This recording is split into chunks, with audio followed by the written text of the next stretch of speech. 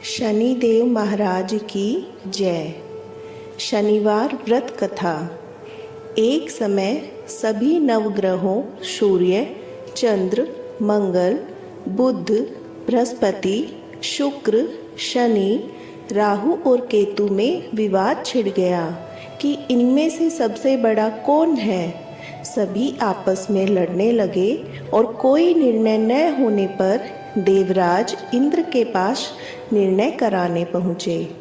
इंद्र इससे घबरा गए और इस निर्णय को देने में अपनी असमर्थता जताई, परंतु उन्होंने कहा, इस समय पृथ्वी पर राजा विक्रमादित्य है जो कि अति न्यायप्रिय है, वे ही इसका निर्णय कर सकते हैं।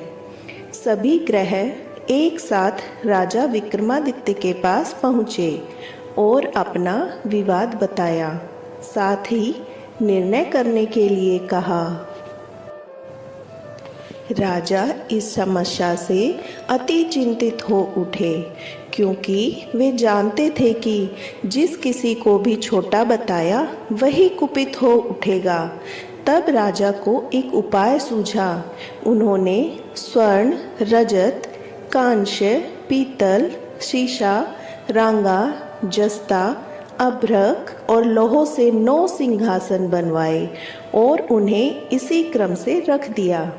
फिर उन सब से निवेदन किया कि आप सभी अपने अपने सिंहासन पर स्थान ग्रहण करें। जो अंतिम सिंहासन पर बैठेगा वही सबसे छोटा होगा। इस अनुसार लोह सिंहासन सबसे बाद में होने के कारण शनिदेव सबसे बाद में बैठे, तो वही सबसे छोटे कहलाए। उन्होंने सोचा कि राजा ने यह जानबूझकर किया है। उन्होंने कुपित होकर राजा से कहा, राजा, तू मुझे नहीं जानता। सूर्य एक राशि में 1 महीना, चंद्रमा 2.25 महीना 2 दिन, मंगल 1.5 महीना, बृहस्पति 13 महीने और बुध और शुक्र 1-1 महीने विचरण करते हैं।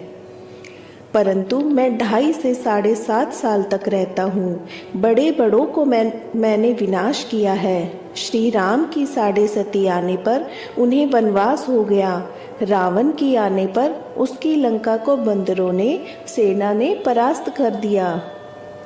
अब तुम सावधान रहना। ऐसा कहकर कुपित होते हुए शनिदेव वहाँ से चले गए। अन्य देवता खुशी खुशी चले गए। कुछ समय बाद राजा की 7.5 सती आई। तब शनिदेव घोड़ों के सौदागर बनकर वहाँ आए।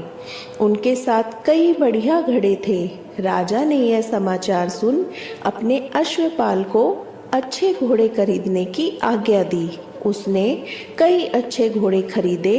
वह सर्वोत्तम घोड़े को राजा की सवारी हेतु दिया। राजा जो ही उस पर बैठा, वह घोड़ा सरपट वन की ओर भागा। वन में पहुंचकर वह अंतर्धान हो गया। राजा भूखा प्यासा भटकता रहा। तब एक ग्वाले ने उसे पानी पिलाया। राजा ने प्रसन्न होकर उसे अपनी अंगूठी दी। वह अंगूठी देकर राजा नगर को चल दिए। वहाँ अपना नाम उज्जैन निवासी वीका बताया। वहाँ एक सेठ की दुकान पर उसने जल इत्यादि पिया, कुछ विश्राम किया। भाग्यवश उस दिन सेठ की बड़ी बिक्री हुई। सेठ उसे खाना इत्यादि देकर खुश होकर अपने साथ घर ले गया। वहाँ उसने एक खूंटी पर देखा कि एक हार टंगा है जिसे खूंटी निगल रही है। थोड़ी देर में पूरा हार गायब था। तब सेठ ने आने पर देखा हार गायब जहे। उसने समझा वीका ने ही उसे चुराया है। उसने वीका को कोतवाल के पास पकड़वा दिया। फिर राजा ने भी उसे चोर समझ उसके हाथ पैर कटवा दिए। वह चौरंगिया बन गया और नगर के बाहर फिकवा दिया। वहाँ से एक तेली निकल रहा था जिसे दया आई और उसने वीका को अपनी गाड़ी में बिठा लिया। वह अपनी जीभ से बैलों को हाँकने लगा। उस काल राजा की शनि दशा समाप्त हो गई। वर्षा काल आने पर वह मल्हार गाने लगा। तब वह जिस नगर में था वहाँ की राजकुमारी मनभावनी को इतना पसंद आया कि उसने मन ही मन प्रण किया कि वह मल्हार गाने वाले से विवाह करेगी। उसने दासी को ढूंढने भेजा। दासी ने बताया कि वह एक चौरंगिया है, परंतु राजकुमारी ना मानी। अगले ही दिन से उठते ही वह अनशन पर बैठी कि विवाह करेगी तो उसी से। उसे बहुतेरा समझाने पर भी वह ना मानी, तो राजा ने उस तेली को बुला भेजा और विवाह की तैयारी करने को कहा।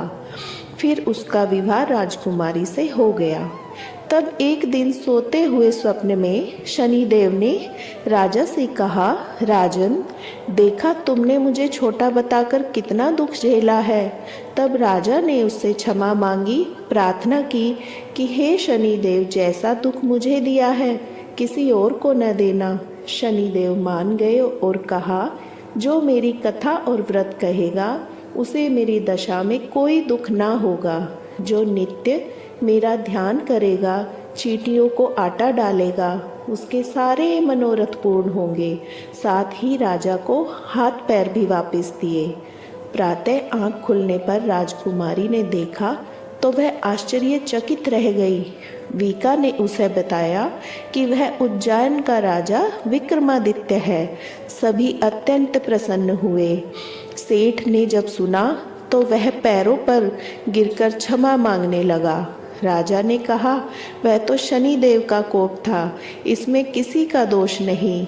सेठ ने फिर निवेदन किया कि मुझे शांति तभी मिलेगी जब आप मेरे घर चलकर भोजन करेंगे। सेठ ने अपने घर अनेक प्रकार के व्यंजनों से राजा का सत्कार किया। साथ ही सबने देखा कि खूंटी हार निगल गई थी, वह अब उगल रही है। सेठ ने अनेक मोहरे देकर राजा का धन्यवाद किया और अपनी कुंवारी श्रीकवरी से पाणी ग्रहण का निवेदन किया। राजा ने स्वीकार कर लिया। कुछ समय पश्चात राजा अपनी दोनों रानियों मनभावनी और श्रीकवरी को दहेज सहित लेकर उज्जैन नगरी को चले।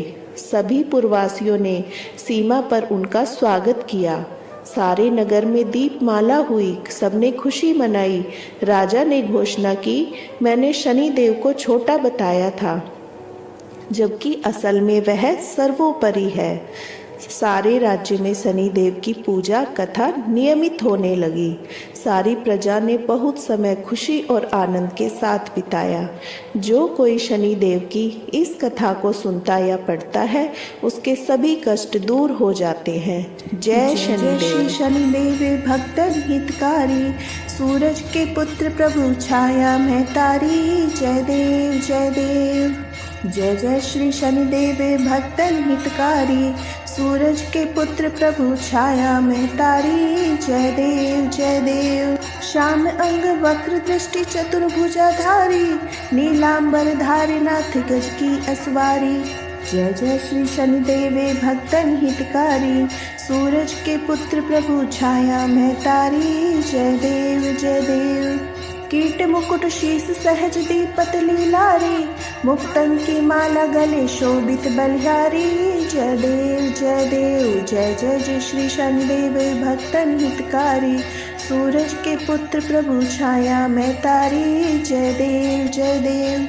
मोदक मिष्ठान पान चढ़त है सुपारी, लोहा तिल तेल उड़द महिषी अति प्यारी। मोदक मिष्ठान पान चढ़त है सुपारी, लोहा तिल तेल मुड़द महिषी अति प्यारी। जय देव जय देव। जय जय श्री शनिदेव भक्तन हितकारी, सूरज के पुत्र प्रभु छाया में तारी। जय देव जय देव। देव तनुज ऋषि मुनि सुमिरत नर नारी, विश्वनाथ धरत ध्यान शरण है तुम्हारी। देव तनुज ऋषि मुनि सुमिरत नर नारी, विश्वनाथ धरत ध्यान शरण है तुम्हारी। जय देव जय देव। जय जय श्री शनिदेव भक्तन हितकारी, सूरज के पुत्र प्रभु छाया में तारी। जय देव जय देव।